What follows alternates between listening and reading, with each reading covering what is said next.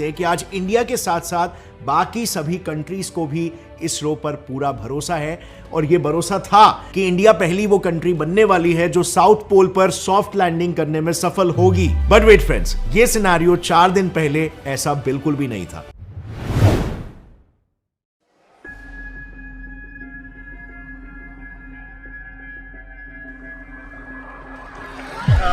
आप अपनी स्क्रीन पर देख सकते हैं lander module. People are applauding.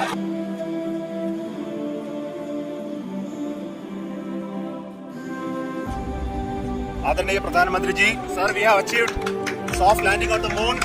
India is on the moon. 23 अगस्त 2023 finally we did it. India moon के साउथ पोल पर लैंड करने वाली पहली और यूएस, रशिया और चाइना के बाद मून पर सॉफ्ट लैंडिंग करने वाली चौथी कंट्री बन चुकी है। और फ्रेंड्स, जैसे ही प्रज्ञान रोवर बाहर निकला, वैसे ही इसरो वालों ने रोवर के मून की सतह पर चलते ही एक बहुत ही बढ़िया पिक्चर भेजी है, जिसे मैं कुछ ही देर में रिवील करूंगा। वो इमेज देखकर हर भारतीय का सीना गर्व से चौड़ा हो जाएगा, because it is a proof that we are finally on moon. And you won't believe friends, but इस सक्सेस की छाप हमेशा चांद पर बनी रहेगी, क्योंकि जैसे ही प्रज्ञान रोवर सरफेस पर चलना शुरू करेगा, वो उस पर काफ किए गए अशोका स्तंभ और इसरो के लोगों के इम्प्रिंट्स कुछ इस तरह से पीछे छोड़ेगा। इसरो के इस सक्सेस को देखकर इसमें इंडियन स्टार्टअप का इन्वेस्टमेंट्स कई गुना बढ़ गए। आई मीन, जहां पर 4 साल पहले सिर्फ 10 इंडियन स्पेस स्टार्टअप्स इसरो के मिशन में इन्वेस्ट कर रहे थे, वहीं पर अब ये आंकड़ा 140 पर आ चुका है। एंड नॉट जस्ट दिस, बड़े बड़े कंट्रीज लाइक जापान और यूके भी इसरो के साथ कोलैबोरेट करने के लिए तैयार हो चुके हैं। इस कोलैबोरेशन में उन्होंने इसरो के साथ 2 नए स्पेस मिशन प्लान किए हैं, जिसकी वजह से हम ये बिल्कुल कह सकते हैं कि आज इंडिया के साथ साथ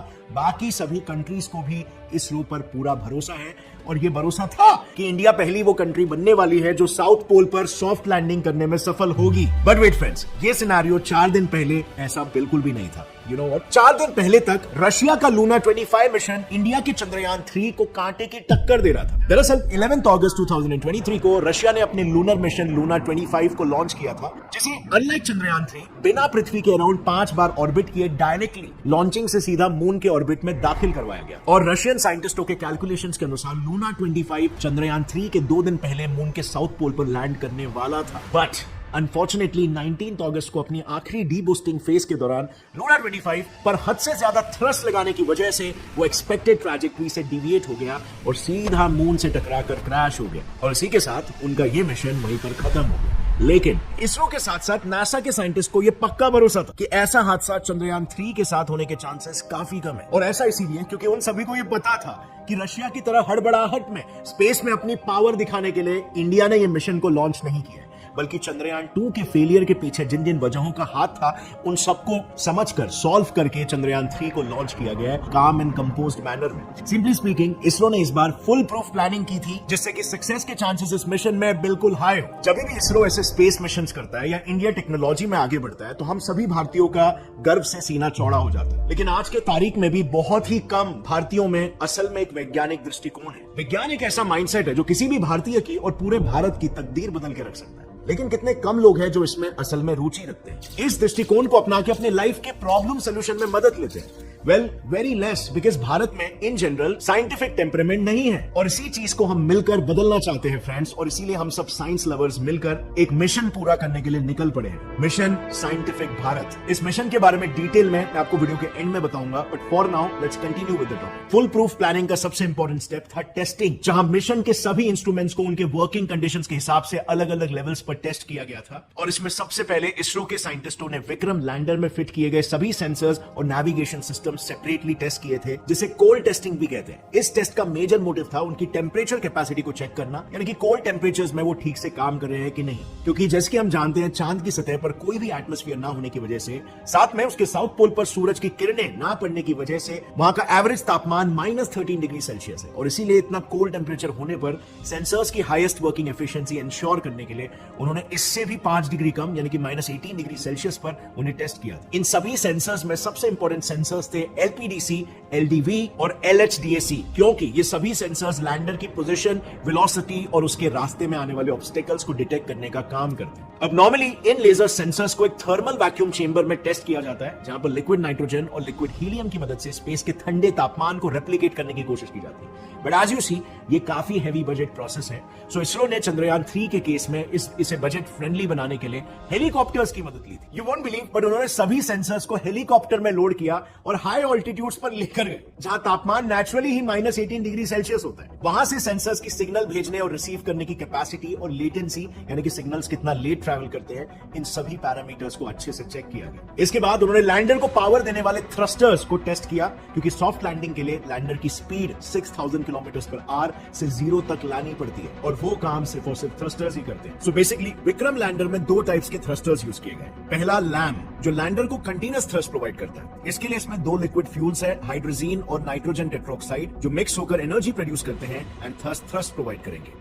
दूसरे टाइप के थ्रस्टर्स हैं जिन्हें कहते हैं रिएक्टिव कंट्रोल थ्रस्टर्स यानी आरसीटी, जो लैंडर की रोटेशनल वेलोसिटी और डायरेक्शन चेंज करने का काम करते हैं। तो देखो बेसिकली ना, ये आरसीटीज लैंडर के स्टीयरिंग व्हील्स के जैसे काम करते हैं। इन 4 थ्रस्टर्स को इंटरवल पर इग्नाइट किया जाता है, जिससे लैंडर की पोजीशंस कंट्रोल करके उसे ऑर्बिट में रखना आसान हो जाता है। सपोज फॉर एग्जांपल, अगर लैंडर को लेफ्ट साइड में मोड़ना है तो राइट साइड के थ्रस्टर को इग्नाइट किया जाएगा, जिससे लैंडर लेफ्ट की ओर झुकेगा, and so on and so forth. So उन्होंने इन दोनों भी थ्रस्टर्स के मैकेनिज्म की जांच पड़ताल की, ताकि सॉफ्ट लैंडिंग के चांसेस एकदम बढ़ जाए। पर इन थ्रस्टर्स के साथ साथ सॉफ्ट लैंडिंग एक और पार्ट पर निर्भर करती है, जिसमें अगर जरा सी भी गड़बड़ हुई तो आखिरी पल में पूरा का पूरा लैंडर चकनाचूर हो सकता है, और वो है लैंडर के लेग्स। और इसके लिए इसरो के साइंटिस्टों ने मून के सरफेस को रेप्लिकेट करके एक टेस्ट बेड बनाया था, और उस पर लैंडर के लेग्स पर काफी सारे स्ट्रेस टेस्ट परफॉर्म किए। और इन्हीं सब टेस्टिंग के सक्सेसफुल रिजल्ट्स को देखते हुए इसरो के साइंटिस्टों को पूरा विश्वास था कि चंद्रयान 3 100% सक्सेसफुल होगा, और वही हुआ भी। उनकी फुल प्रूफ प्लानिंग सक्सेसफुल रही। उनके प्लान के अकॉर्डिंग जैसे ही लैंडर मून के ऑर्बिट में सरफेस से 745 किलोमीटर ऊपर आया, उसने सबसे पहले मून के सरफेस को स्कैन किया और एक परफेक्ट लैंडिंग स्पॉट को डिसाइड किया। जैसे ही एक लैंडिंग स्पॉट डिसाइड हुआ,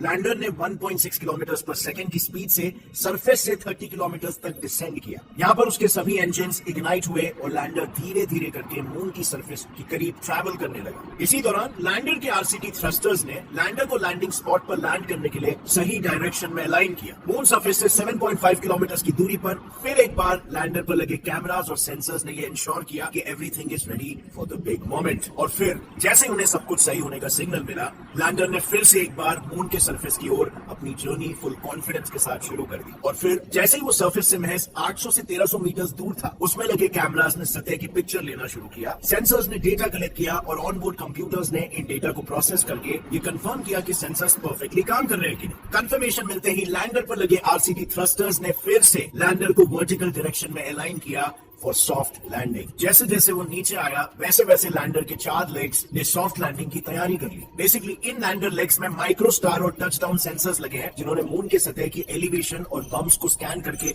उसकी वर्चुअल मैपिंग की। उसके बाद इस मैपिंग के जरिए लेग्स में लगे हुए एक्चुएटर्स और इंक्लिनोमीटर्स ने उनके एंगल को एडजस्ट किया, ताकि जमीन से कॉन्टैक्ट करते वक्त लैंडर का बैलेंस न बिगड़े। अब ये सारे प्रिकॉशंस के बाद भी साइंटिस्टों को ये पता था कि जिस मोमेंट पर लैंडर लेग्स मून सरफेस से कॉन्टैक्ट करेंगे, तब भी वो एक शॉक फोर्स एक्सपीरियंस करेगा। और इसी शॉक को विथस्टैंड करने के लिए लैंडर लेग्स में एरोप्लेन की तरह कुछ ऐसे शॉक एब्जॉर्बिंग डैम्पर्स लगाए गए थे, जो अप्रोक्सीमेटली 4000 न्यूटन का फोर्स एब्जॉर्ब कर सके। और बाय द वे, ये इतना फोर्स होता है कि अगर इस फोर्स से हम इंसान जमीन से टकराए तो हमारी सबसे मजबूत bone, that is the thigh bone, femur, वो तक टूट जाएगी। इन सभी एनालिसिस के बाद लैंडर मून सरफेस से 150 मीटर ऊपर पहुंचा और उसने फिर से एक बार लैंडिंग स्पॉट की जांच पड़ताल की। जैसे ही उसे सब कुछ ठीक लगा, ऑनबोर्ड कंप्यूटर्स ने फाइनल डिसेंट का सिग्नल भेजा और अगले 73 सेकंड्स में ही लैंडर मून सरफेस पर लैंड हो गया। अब इसमें आप देख सकते हो फ्रेंड्स कि उन्होंने एक फुल प्रूफ प्लान बनाया था, जिसमें गलती की कोई गुंजाइश नहीं थी। और इसी प्लान को बखूबी एग्जीक्यूट करके चंद्रयान 3 ने एक नया विक्रम अपने नाम कर लिया। अब लैंडिंग के कुछ 4 घंटे बाद लैंडर से एक रैंप के जरिए प्रज्ञान रोवर डिसेंड हुआ, जिसकी पहली इमेज पृथ्वी पर आ भी चुकी है। ये है वो image and it's mind blowing. अब इसके बाद उसने सबसे पहले रिसीव ट्रांसमिट एंटेना की मदद से लैंडर के साथ कम्युनिकेशन एस्टैब्लिश किया, सो दैट लैंडर रोवर की इंफॉर्मेशन पृथ्वी तक पहुंचा सके। अब ये एंटेना किसी नॉर्मल टीवी के डिश की तरह ही सिग्नल सेंड और रिसीव कर सकता है, but there is a catch. इस कम्युनिकेशन के लिए उसे हमेशा लैंडर से 500 मीटर के रेडियस में ही रहना होगा, और अगर वो ये थ्रू आउट मेंटेन कर लेता है, this would be the start of the actual mission, जो है मून के सरफेस की केमिकल ब्लास्टिंग। अब इसमें से उसकी मदद 2 इंस्ट्रूमेंट्स से अल्फा पार्टिकल एक्स-रे स्पेक्ट्रोमीटर और लेजर इंड्यूस्ड इलेक्ट्रॉन स्पेक्ट्रोस्कोपी। इनमें से LIBS मून के सॉइल में पड़े केमिकल कंपोनेंट्स को एक्साइट करेगा, जिससे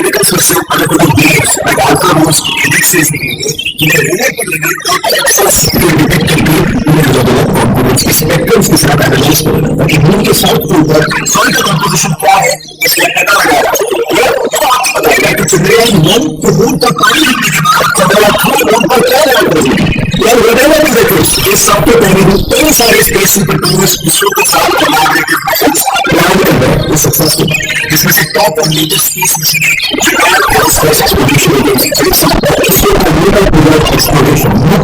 इसमें हमने बेसिकली इसरो की टेक्नोलॉजी से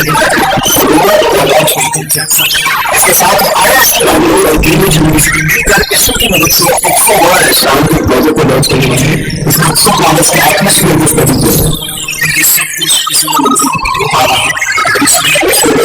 कोई सारे प्राइवेट इंडियन स्टार्टअप्स का भी कंट्रीब्यूशन है। ये स्टार्टअप्स पूरे के पूरे इंडियन स्पेस डेवलप करते हैं। उनमें फुल फंड पर है कंपनीज लाइक स्काई, नोवा स्पेस, इलेक्ट्रिक स्पेस, इन्होंने पहले विक्रम लैंडर को डिजाइन डेवलपमेंट में काफी मदद की। ऐसे Vikram defence MNCs like Chandrayaan 3 के इस मिशन के लिए सिस्टम इंटीग्रेशन, चीजें भी डेवलप की और इन सबके कॉन्ट्रीब्यूशन की वजह से ये मिशन इतनी कम टाइम में इतने सिक्योरिटी के साथ ये बात है इसकी वजह से इसरो का बजट स्लाइटली बढ़ रहा है, जिसे गवर्नमेंट कंफर्म कर रहा है कि ये भी इसमें थोड़ा सा मेरी ये बजट इंक्रीमेंट थोड़ा पहले आया था, तो इसरो आज की तारीख में काफी सारे बड़े माइलस्टोन की अचीव कर पाया। अब फ्रेंड्स जब भी इसरो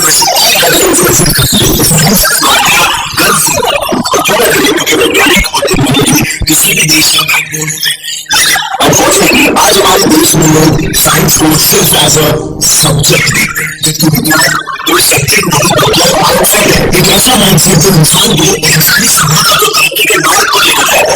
इसीलिए ये हमारा मिशन है फ्रेंड्स कि हम वैज्ञानिक दृष्टिकोण को इस तरह से बनाना चाहते हैं कि बच्चा साइंस से प्यार करने लगे।